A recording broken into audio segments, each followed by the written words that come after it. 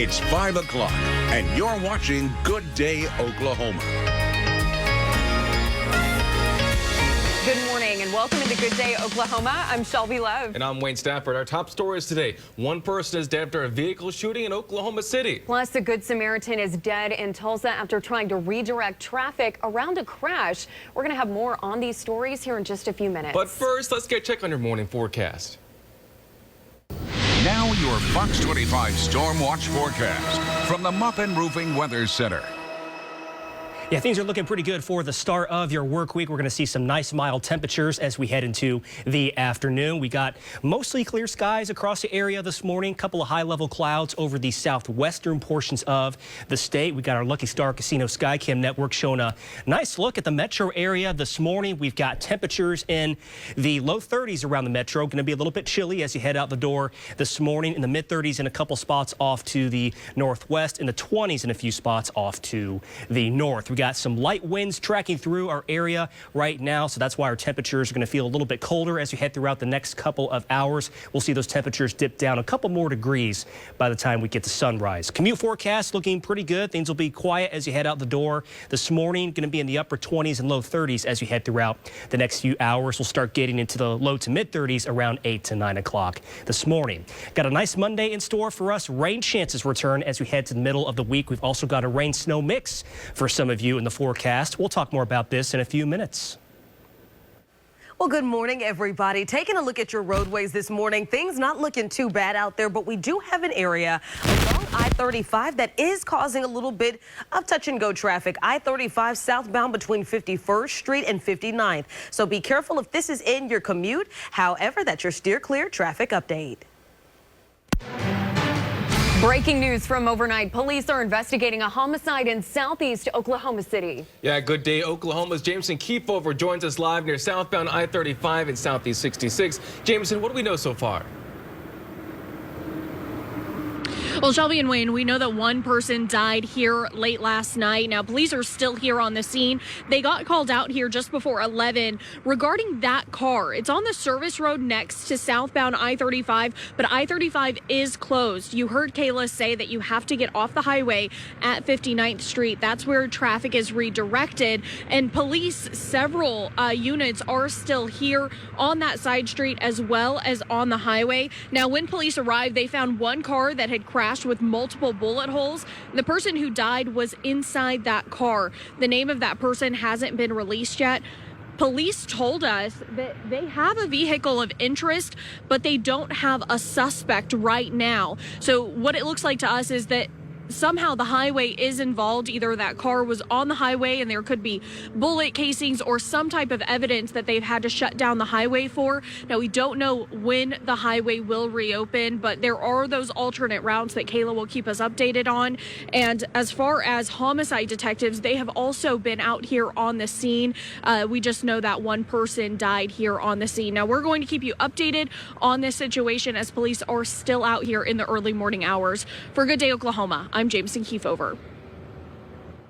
Jameson, thank you. Now let's get to a developing story this morning. One person is dead after a plane crash in northwest Oklahoma City. The Oklahoma City Fire Department says a single-engine aircraft crashed near Wiley Post Airport yesterday morning, killing one of two people on board. Officials believe the plane was returning to the airport when the crash happened. Bystanders that witnessed the accident were trying to rescue them as well, but the heat was keeping them from being able to get to him. They were able to get the one person away, and when our crews arrived on scene, they began treating him. He was transported to Baptist Hospital in critical condition. The other person unfortunately passed on and was pronounced dead on scene. Officials don't know what caused the crash at this time, and the National Transportation Safety Board will be investigating what happened. Oklahoma City voters are just one day away from heading to the ballots for a special election that could bring a new NBA arena to Oklahoma City. But there's been strong pushback against the proposal. Oklahomans gathered for a panel discussion over the weekend talking about how the new arena could impact working families in Oklahoma City. The NAACP and Black Voters Matter talked about the $850 million that Oklahoma City taxpayers are being asked to spend and explored other ways Oklahoma City could use the money to benefit residents. When we've asked for mental health, when we've asked for all these things, when we've asked for affordable housing, they always say we don't have the money for it. When 7 billionaires asked for a $900 million arena, suddenly we found money for that. Oklahoma City Mayor David Holt says the Thunder's economic value actually helped create a lot of resources for people and has a $590 million impact on Oklahoma City each year. A mental health crisis center, a diversion hub, Palomar Family Justice Center. We weren't doing those things in the 90s, and we won't be doing them again if we take a step back and we become a small town again. Oklahoma City voters will ultimately decide the outcome tomorrow. Polls will open between 7 to 7. Now looking across Tulsa, a man is behind bars for trafficking fentanyl, eluding, and several other charges. The Mingo Valley Street Crimes Unit says Christopher Whedon led officials on a chase after several traffic violations. The chase ended when Whedon crashed into a parked car. He was found possessing a handgun, 93 grams of fentanyl, 15 grams of cocaine, and drug proceeds. Tulsa police say that auto thefts are down 50% in the area since 2021. Officials have invested time and resources into reducing auto thefts, and it looks like it's paying off. Now, there were just over 3,500 thefts in 2021, down to 2,400 last year, and dropping further just 1,700 this year. Tulsa police say a Good Samaritan is dead after trying to direct traffic around a crash. Police responded to an accident at around 4 o'clock Friday morning at the intersection of Pine and Mingo. Officials say that they got another call of a man who was hit by a car at the scene. Tulsa police say a Good Samaritan had walked into the roadway and tried to direct traffic around the crash when he was hit by another car. The driver stayed on the scene and cooperated with investigators. No charges are expected to be filed right now.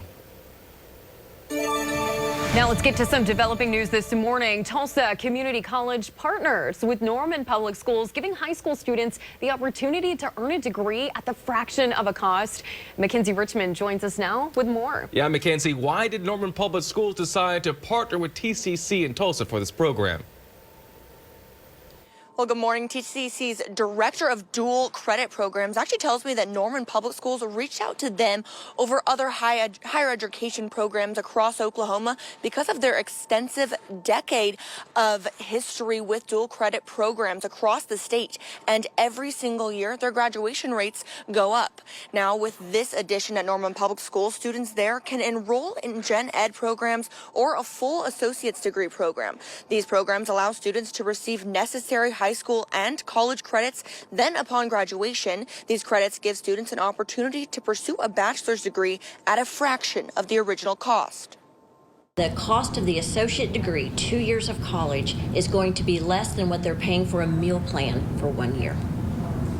Wow. So I would say it's a significant reduction in cost. Dual credit is an amazing benefit to students, not only financially, of course, reducing the cost to a college degree, but learning how to navigate college while you're still in high school. And we have so many supports, kind of a safety net, if you will, under our students to help them learn to navigate the differences between high school and college.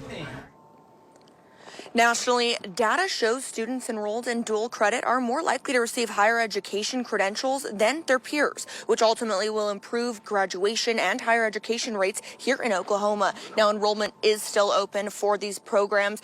In January is when the parent, teacher, and student meetings will begin, and classes begin as early as April. Reporting live from Lookout Mountain here in Tulsa, Mackenzie Richmond for Good Day, Oklahoma. Thanks, Mackenzie. And happening today, Putnam City North students are making handmade blankets from recyclable materials to help people who are experiencing homelessness right now. The project represents students of different backgrounds and interests coming together to have a positive impact on their community. It's in collaboration with the school's Crochet Club and the Family, Career, and Community Leaders of America organization. The blankets will be donated to the police department to be given out to folks who need them. Well, REITs across America, volunteers are honoring veterans, active military members, and their families this morning. A ceremony is scheduled at the Oklahoma Veterans Memorial at the state capitol, where remembrance wreaths will be placed at the headstones of fallen veterans at 10:30. And REITs across America will also be holding their annual wreath placement ceremony at the Fort Gibson National Cemetery. It's happening this Saturday, and this year will be REITs across America's second highest wreath placement year since they started. This year so far, we are going to place a little over 2,700 wreaths. That is well short of the 27,000 that are buried at Fort Gibson National Cemetery. Officials say that they'll be out at Fort Gibson National Cemetery at 11 o'clock Saturday morning. Tulsa Public Schools Board of Education is holding a regular meeting tonight. Members will review Dr. Ebony Johnson's employment as superintendent of schools. She's currently serving as the interim. We'll hear from Dr. Johnson and her goal for the school year right now in the next half hour. The meeting starts at 6:30 tonight. Norman Public Schools is also meeting tonight. The board will discuss the new open transfer law. Senate Bill 783 requires that each school's grade will have to meet level capacity, be approved by the Board of Education. The number is based on current enrollment and staffing. Members will also review an agreement with Care Solace for a web-based navigation system to help students and families connect with mental health treatment providers. That meeting starts at 6 o'clock. Also happening today, the Gathering Place in Tulsa is hosting a bird watching event at 10 o'clock this morning. Folks can meet wildlife experts at Williams Lodge and go birding throughout the park. There's a limited number of binoculars that people can borrow, so you're encouraged to bring your own. Well, search and rescue efforts are underway after tornadoes ripped through Tennessee. We'll hear from one person who was in the middle of the destruction and how many people were killed in the storms. Plus, this week could have significant implications for the 2024 presidential race. We're covering the challenges the two front-runners are facing from each party in the next 15 minutes. Taking a live look outside at downtown Tulsa. We'll have more come right here on Good Day Oklahoma after the break.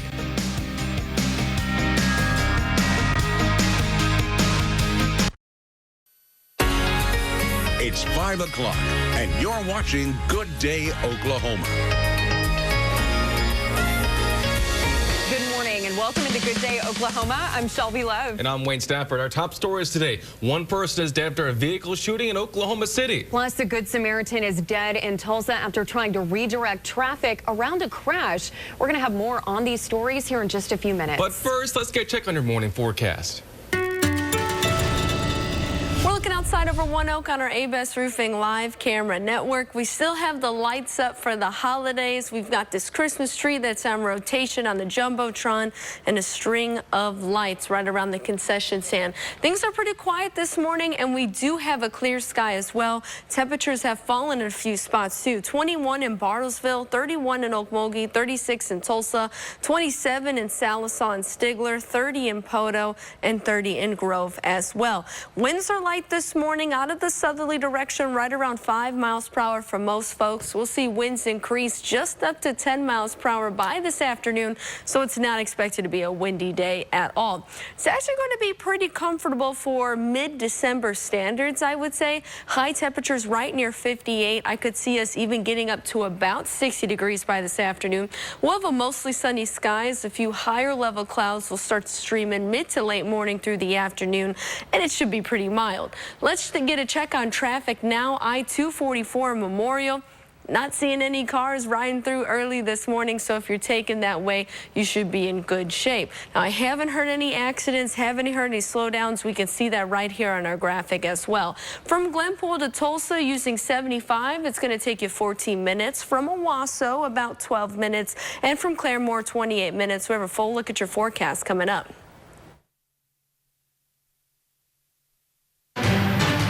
Breaking news from overnight. Police are investigating a homicide in southeast Oklahoma City. Yeah, Good Day Oklahoma's Jameson Kiefover joins us live near southbound I-35 and southeast 66. Jameson, what do we know so far?